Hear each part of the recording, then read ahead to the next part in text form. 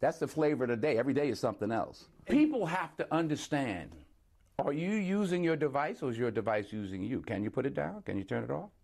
You're talking about literally the places people get their information from. I don't care what information. Pick one. Phone, television.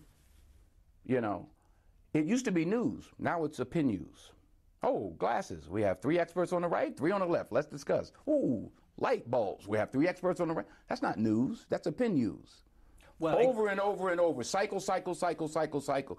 What is the long-term effect of too much information? If you're sitting there and you're thinking it's the gospel, what I'm saying to people is, to all of us, I'm not knocking the phone. What I'm saying is we have to understand, we have to at least ask ourselves, around the world, you here in England, wherever you are, what is it doing to us? Makes perfect sense, doesn't it? Are you using your devices, or are your devices using you? I've always made that claim that we buy the very tool, we buy the very weapons by which we will be controlled. Because you need that LG, you need that flat screen, you need the newest phone. All the while, in all of these devices, you download a fucking game and you give it permission to access your microphone. Kids are running around playing Pokemon Go. At least they were. They're going around snapping pictures. Where did this game come from? Of course, now the guy that developed the game had gotten an award because award from the CIA, and I believe the CIA gave him an award. Now, this is a guy that developed the game. Why? Because he was developing tools for counterintelligence. But you walk around with that camera and you're snapping pictures, looking for Pikachu. And here you go. When you snap that picture, your phone's actually taking a photo. And then you allow these apps to access your photos and your microphone and whatever. You are the very reconnaissance weapon for somebody. Google Earth? Oh, man. Google Earth. Type anywhere in. You're going to see it. Go down to Street View. You're going to see things. You're going to look at your ex's house. You're going to see what cars are there at whatever time. And, or you're going to, you just have, privacy is completely dead. And you're handing over recon. You're handing over photos of whatever geographic GPS coordinates they want to put the highly sought after character from Pokemon. And you're walking around, you're handing it to them. So what is Facebook? What is Facebook doing? Facebook Germany is introducing new tools to help combat the spread of fabricated news stories. Yes, the world's largest social network said it would enable German users to flag potentially false stories. The stories will then be passed to third-party fact checkers, and if found to be unreliable, will be marked in users' news feeds as disputed. It is the first major attempt, the first major expansion of the fake news features since Facebook announced tests in the United States in December. In fact, quote, last month we announced measures to tackle the challenge of fake news on Facebook, the company said on Sunday, and this is an article from last month in German language German language statement. Quote: "We will put these updates in place in Germany in the coming weeks," which means this is being implemented now. Facebook has been widely criticized after some users complained that fake news had influenced the U.S. presidential election. German government officials have expressed concern that misinformation on the internet could influence the country's parliamentary election this year. Last week, the social news site BuzzFeed found Facebook pages were publishing false stories about German Chancellor Angela Merkel, who is seeking re-election German Justice Minister Heiko Maas has also repeatedly warned about fake news on Facebook and called on the firm to respect the country's defamation laws, which are stricter than in the US. In the UK, MPs are set to question executives from Facebook, Google, and Twitter about fake news amid fears it is undermining democracy. Get that? Google, Facebook, Twitter, all things you play with. Post a picture of your food, of your dog. Undermining democracy in the world. Wow. According to a report in the Sunday Telegraph, the new measures. Users in Germany will be able to select "It's a fake news story" as an option when reporting another user's post. They can then mark the post as fake news, let the other user know they think it is fake, or block that user. Facebook will send potentially fake stories to Corrective, a German non-profit body of investigative journalists, to check the facts. Where are they going to get the facts? What are they going to check this against? If they find a story to be false, it will be marked on Facebook as disputed, and that will appear lower in the user's news feeds. Facebook is already testing the system with certain fact checkers in the United States to verify news on its platform. The fact checkers must sign up and to a code of principles to take part. There are currently 43 signatories, including news organizations, Surprise, in several different countries. So again, news organizations have signed up to be fact checkers. Now, are these the same news organizations that are owned by the government and the people who own the government? So Facebook says, yeah, you know what? This is fake news and it may undermine the election process. Well, aren't they counting on you to be ignorant in the first place? This is how idiots get voted in.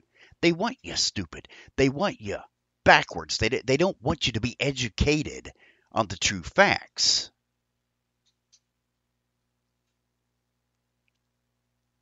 As in the US, Facebook Germany said it was looking into penalizing websites which tried to mimic major publishers or misled readers into thinking they were a well-known news source. That's what I'm trying to do. I'm not well-known, but if I publish a story with information that I've gathered or someone else has gathered, I mean, what is fake news anyway? That shit's been around, as I said in the beginning, since the mid 1890s in the United States, when two competing newspapers wanted to make more money. They wanted to put the other out. It's all about the money. It's all about the damn dollar. Last week, Facebook announced new training and tools that would be made available for journalists on its platform. BBC News said it would expand its reality check series to target false stories or facts being shared widely on social media. So now we have the major news stories. And we have them questioning their own selves. The same people that are feeding you lies in the first place have signed up to be fact checkers. What the hell are we doing? I'm going to talk very seriously now, in a commentary type way. And I'm going to play a little background music in particular, because I want to lead you to a certain thing. Here's what we need to realize. Should I play the background music? I don't know. I don't know. Should we do it yet? No. We need to focus. Here is what we need to realize. Facebook here is spearheading a concept in which, at least, of an article, in the form of an article published in January of last year. I'm sorry, yeah, in which the people, I'm sorry, last month, in which the people of Germany can have a heads up about potentially fake news articles. BBC is tightening their fact-checking section. So the people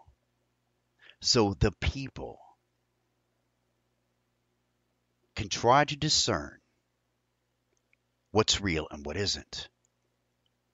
Again, do we know with whom these facts are going to be checked? I mean, again, how can we even begin to discover fake news articles when 6 corporations own over 90% of the media outlets in this country? How? Remember, a part of this measure is designed to expose and possibly penalize anyone who attempts to market themselves as a well-known media agency. Again, that's what we're trying to do.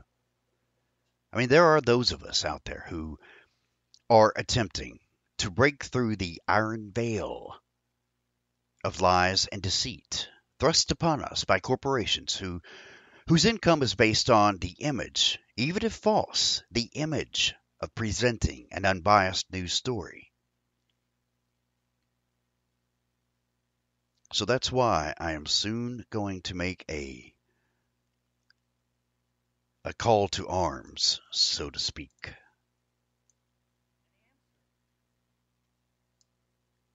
A call to arms.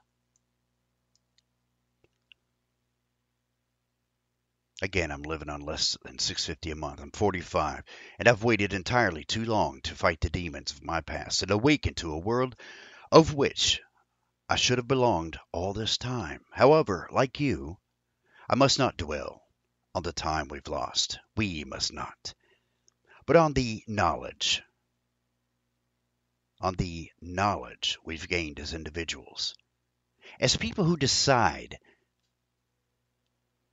that we are no longer held to the standards of those who place little or no value upon us, to the standards we allowed ourselves to believe, our status quo, where our realities have droned into our minds, the most haunting question we can ever ask ourselves: is this as good as it gets? We live in a time of awareness that is so potent. It allows us to see the qualities we love about ourselves in the minds of others.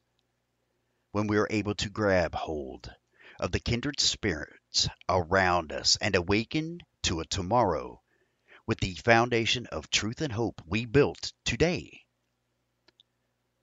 Was this show only about fake news? Maybe, maybe not.